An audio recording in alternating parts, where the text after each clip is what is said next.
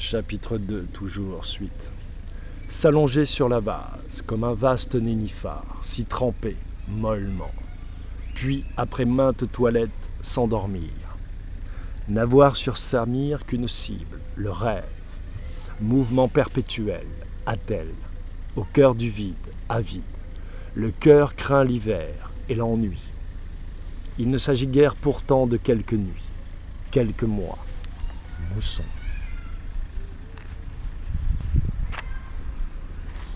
Du rouge au blanc. L'hiver enfin retrouve son naturel impérial. Du 15e étage où je suis niché, je vois.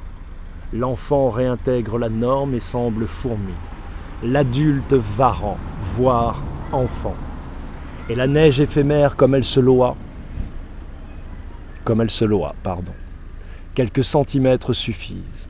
Une mare de lait, une mer d'empreintes, car naturellement pur ne saurait rester. Les cris fusent. Il est des hommes ici, cela s'entend. Il est des hommes et des enfants. Des êtres que seule la nature sait, dirait-on, véritablement nourrir. Autour du Coliséum passent des bonhommes de neige. Et les femmes applaudissent ces enfants presque nus qui, immobiles, brûlants, les suivent. Puis, Tom Waits, Blue Valentine. Tonalité douce et aiguë, tendre mais pointue. Tel est mon état. De grâce. La neige en ville devient vite boue, molle, glissante. En cette époque, la campagne est plus sûre et plus vaste. La neige y reste neige, le blanc bleu de Chine ou d'ailleurs. Le calme et la paix prévalent, le calme, la paix et le silence des corbeaux. Rideau.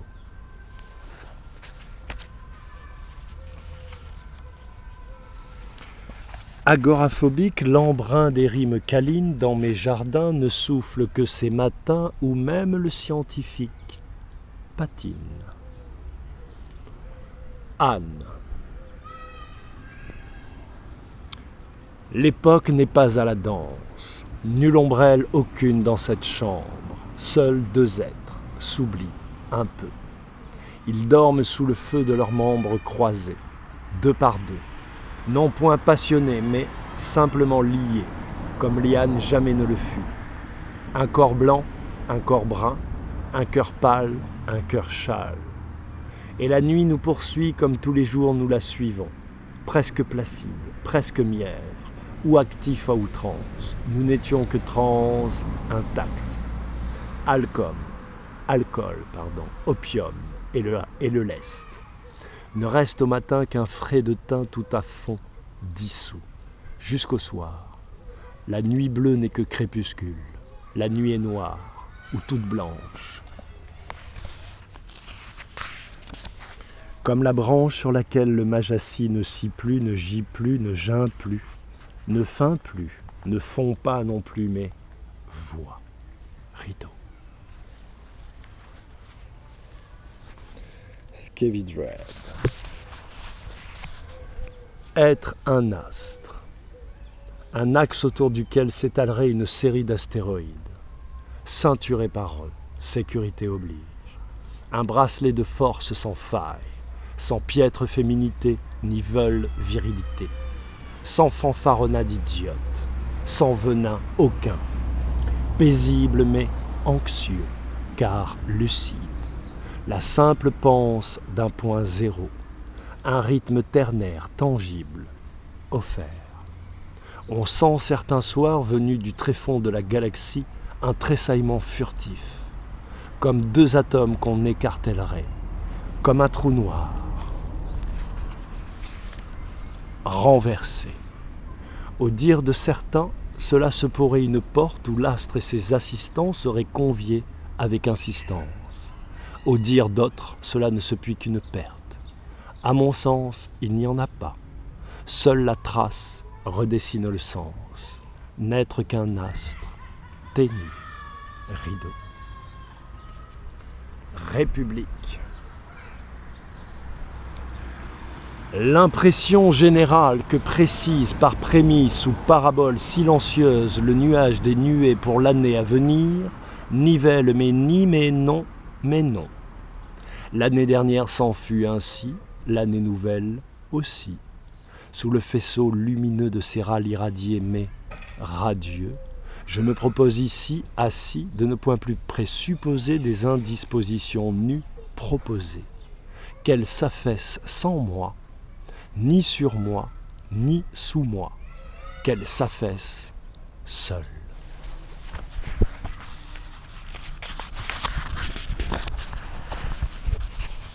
Ocre-Conte, toujours chapitre 2.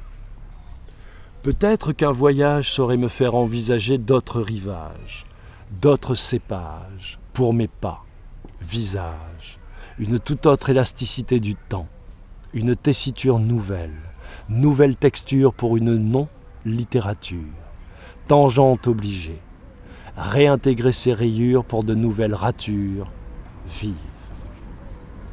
Laurie. Tel un puceron, je pensais pouvoir m'immiscer sous les scellés des seins de cette innocente Tacite. Tel un puceron, je pensais. J'en fus pour mon poids et m'en fus vers ces plis plutôt divins que seul se puis faire teinter une plume, un pinceau à l'arracher. Quittant mon centre, je versai vers le sien. Quittant les miens, je lui présentai mes liens. Très vite, elle s'en fut vers leur lit. Tel un puceron rongé, mais point véritablement jaloux, je m'effaçai. Rideau. La lumière se casse. Nolwenn. En fin de cycle, mais à pied, le spéculateur n'est plus. Son fantôme, par le miroir de ses contemporains, mesure le soi d'antan qui sien ne fut point tant puisque fut percé le fût dès la prime enfance. Et même, notre mémoire génétique est si dense qu'on ne saurait pouvoir la répertorier, et l'essor est égal à la danse d'un ressort usé. L'épique d'une étape désordonnée, car pauvre, a souvent la saveur d'un râle tout au frais étendu. Les secondes s'affaissent ou s'effritent plus qu'elles ne passent. Les secondes friables se fanent de 1000 façons identiques. Recul et anticipation sont les mamelles d'une solution contraire. Hypomane et dialyse, physique et science, humaine. L'esprit pur saura pénétrer la matière qui ne puis point ne pas se laisser faire puisque vivante, la matière naît. Briser la glace.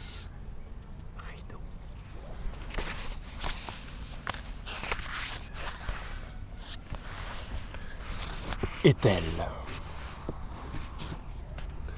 Pour l'heure, les élus et l'infante lissent la bûche du doute qui les tente, mais point n'est tente, car trop peu détendu. Je les sonde, ils me savent, poète. Par le tout petit corps de l'infante mugit le fœtus mou qui, chez certains gît quand chez d'autres, il geint.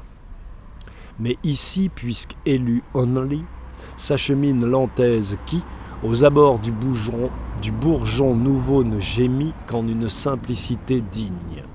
Limpide, construire, enduire le vide d'une teinte nouvelle, la sienne, la seule sienne, l'amour.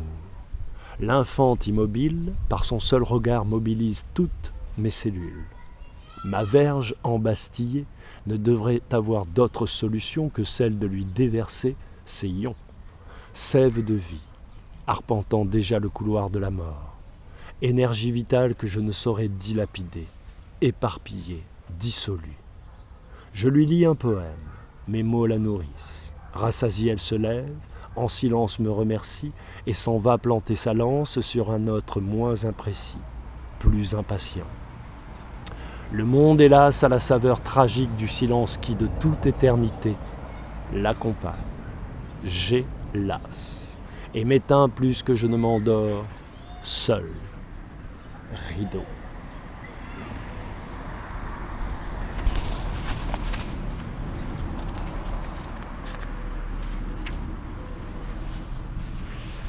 Foule. Aliéné je me serais dû, d'homme je serais. Un quart de siècle. J'avais 25 ans quand j'écrivais ça. Il est temps. Un rien. Poussière d'éternité qui s'écrase encore et encore sur les morts de sa propre destinée. À dessein. Je dessine ici ce qui me semble vouloir devenir demain. Main. À demain je m'y mets. Mais j'en suis. Je passe impair et manque l'impasse.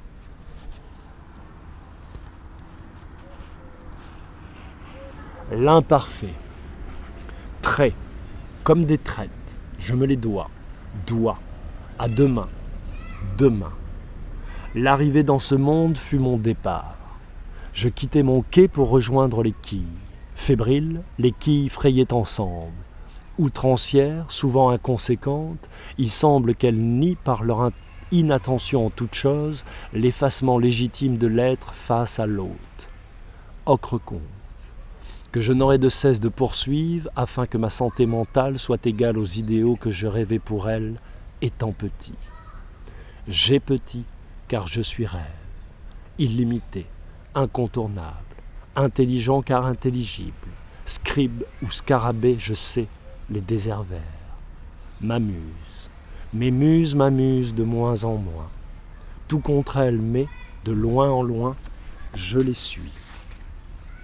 Salve, sexe. Pourrions-nous être faibles, je vous prie? Le puis-je?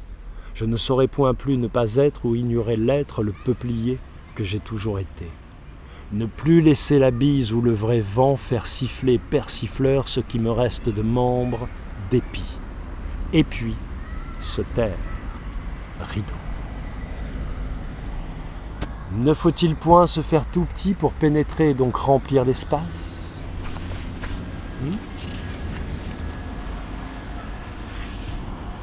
Câline. Qu'il est bon ce banquet où même la bête est bannie.